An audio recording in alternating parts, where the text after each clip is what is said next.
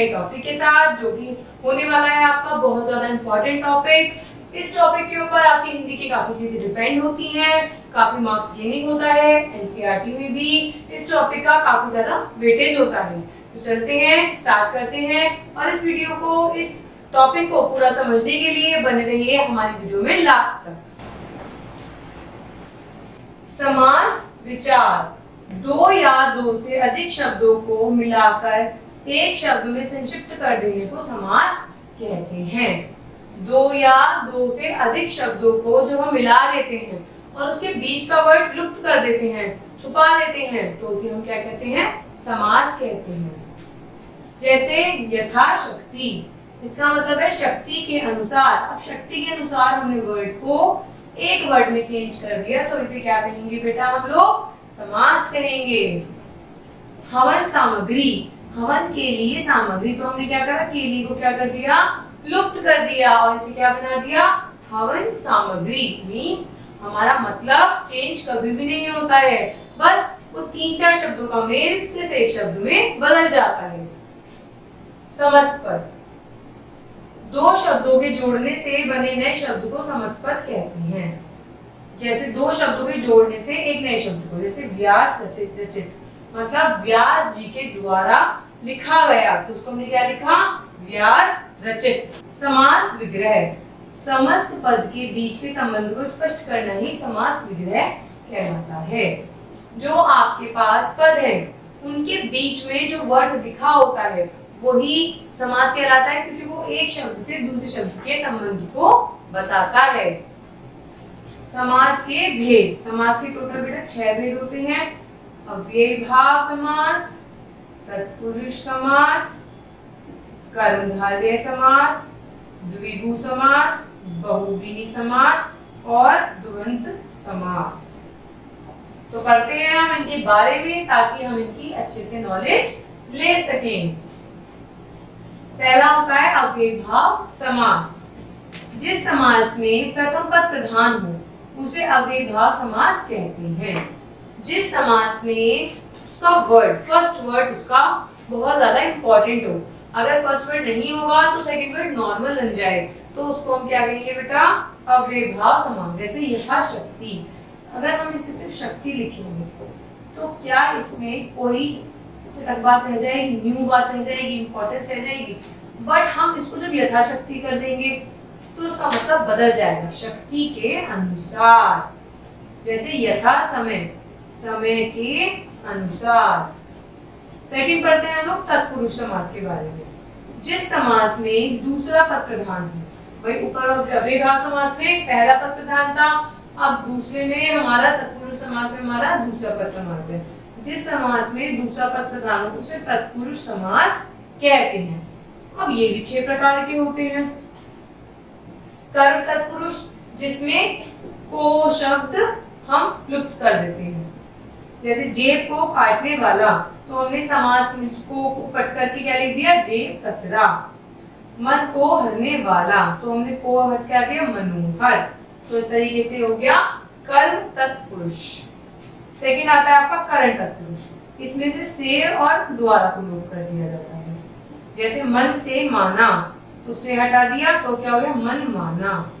वाल्मीकि द्वारा कृत, तो द्वारा हटा दिया तो हो गया वाल्मीकि कृत। अब आते हैं बच्चों हम लोग संप्रदान पुरुष में।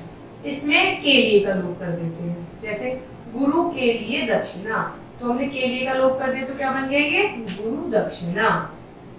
मार्ग के लिए व्यय, कट कर दिया के लिए तो हो गया मार्ग व्यय।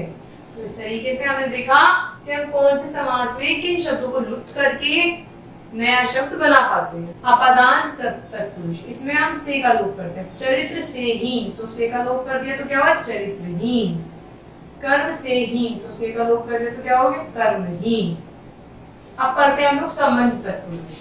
इसमें हम लोग का, की, के का लोप करते हैं। जैसे गंगा का जल, तो हमने का लोप कर दिया तो क्या हुआ? गंगा जल।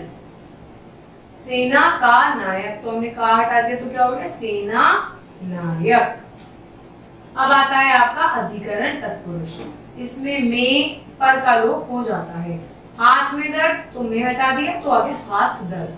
घोड़े पर सवार, तो पर हटा दिया तो क्या बन गया घुड़सवार। तो आप देख पा रहे हैं कि हम कौन से तत्पुरुष समास में कौन से शब्द को लुप्त करते हैं तो हमारा नया शब्द किस प्रकार से बन पाता है।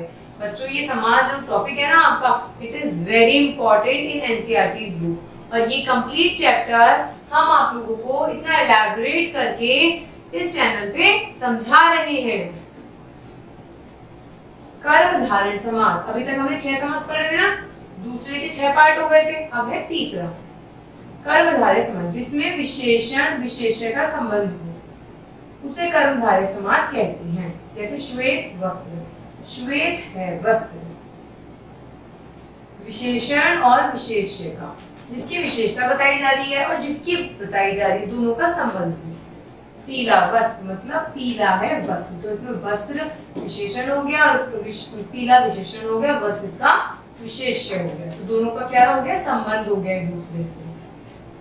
द्विगु समास, जिसमें पहला शब्द संख्यावाची हो उसे द्विगु समास कहते हैं। जैसे नवग्रहों का समूह, नवग्रह, तो इसमें नव क्या हो गया 9 हो गया, तो ये क्या हो गया काउंटेबल हो गया।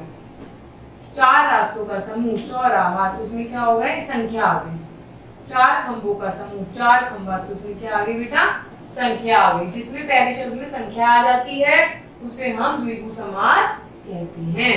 नेक्स्ट आते हैं बहुव्रीहि समास पे, जिस समास में समस्त पद का कोई भी पद प्रधान ना हो बल्कि अन्य पद प्रधान हो उसे बहुव्रीहि समास कहते हैं।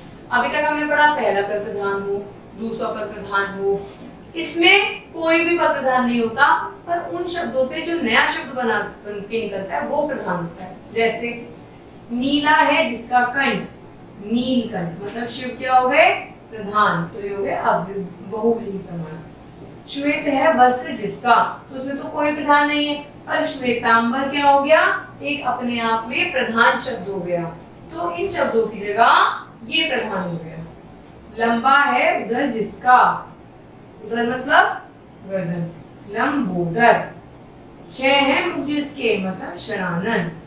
तो इस तरीके से ये वाले तो प्रधान नहीं हुए, पर ये हमारे प्रधान हो गए। लास्ट आता है द्वंद्व समास, जिस समास में दोनों पद प्रधान हो उसे द्वंद्व समास कहते हैं। राम और श्याम, इसमें आप किसी एक को तो इम्पोर्टेंट नहीं बता सकते, दोनों ही इम्पोर्टेंट है, तो क्या लिखेंगे राम श्याम। माता और पिता, क्या आप अपनी मम्मी या पापा में से किसी को चूज कर सकते हो, आपके लिए दोनों ही प्रधान है, तो माता पिता।